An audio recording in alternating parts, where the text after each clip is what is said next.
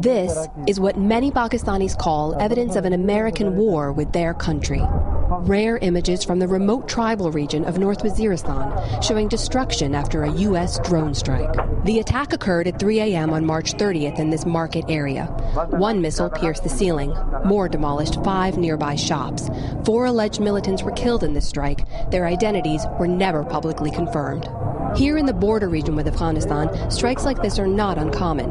But the area hardest hit by the drones is also the most difficult for outsiders to visit or report from. The collateral damage is way more than what it is even perceived by the people who are doing it. Pakistani lawyer Shahzad Akbar says he's discovered that while the U.S. drone campaign may yield a few high-value hits, far more civilians are being killed than are reported. Over 300 strikes have been carried out in Pakistan since 2004, but there's enormous controversy surrounding the casualty tally.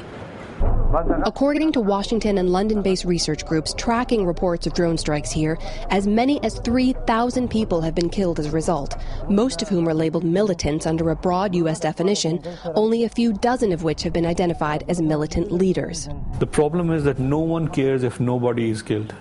And by nobody, I mean a person who is a nobody, a person who is probably just living in that area, has no money, no education, no representation. So Akbar launched his own campaign, a legal one, to represent local families who suffered civilian casualties in the strikes. He's now filed lawsuits in Pakistani courts suing former U.S. intelligence officials for carrying out the drone program and the government of Pakistan for failing to stop them. It's incredibly difficult to get any kind of physical evidence from the remote parts of the country where these drone strikes typically occur. But these, what are believed to be fragments of actual Hellfire missiles, were smuggled into Islamabad from those tribal areas. Akbar says the pieces were collected from drone strike sites, and he's using the serial numbers to confirm their make and manufacturers. But to gain access into the far-flung reaches of Pakistan, he partnered with Noor Behram, a journalist and father of 6, born and raised in North Waziristan. After growing frustrated with the lack of ground reporting from the region, Behram says he committed himself to documenting the devastation. He's gathered photos and testimonies from dozens of strike sites and has personally witnessed 10 drone attacks in and around his own town of Miramshah. There's Al-Qaeda, Taliban, and America. They're fighting each other. The Taliban say you're killing our soldiers, we'll kill yours. I try not to get involved in these issues. If there's even one child killed in the drone strike, it's a tragedy.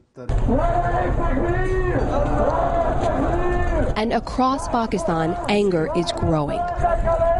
At this anti-drone rally in Miramshah, hundreds of men gather to listen to the leader of this conservative religious group as he rails against what he calls U.S. imperialism and their drone strikes inside Pakistan. Behram worries the U.S. campaign to kill terrorists will actually end up creating more. When people are out there picking up body parts after a drone strike, I think it would be very easy to convince those people to fight against America. Behram and Akbar have filed 13 lawsuits so far, representing 71 families of civilians killed, and say they'll continue to fight their battle in the courtroom.